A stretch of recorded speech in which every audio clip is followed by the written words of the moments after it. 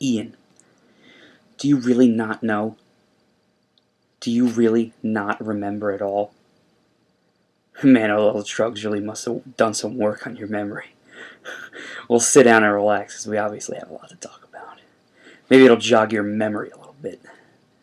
We'll go back to the day you brought up a few promos ago. I think that was the day your Mondo went missing after your soccer game. You know, I also had a soccer game that day. My mom drove my younger brother and I over to the fields. He was never one for patience. He drank his Mondo on the way over, but that was par for the course. After the game, I was exhausted, and I went and grabbed my Mondo out of the cooler to quench my thirst. And my brother, he threw a hissy fit. You know, since he didn't have one anymore, because he drank it earlier. Yeah, he was that type of kid. Selfish. All about himself. We went home, and he was still whining. So to appease him, our parents decided to go out and get ice cream for the both of us.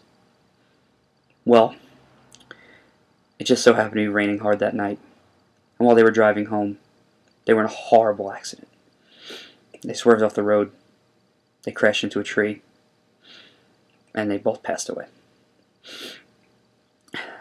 Not long after, my brother and I were sent off to a foster home, and we were split up, and I never saw him again. That was until I started backyard wrestling. And I met a lot of great people, but I was really taken aback when I met you, Ian. I was really taken aback when I realized that my brother, who I hadn't seen in over a decade, had stumbled back into my life. That's right, Ian. You're the whiny younger brother.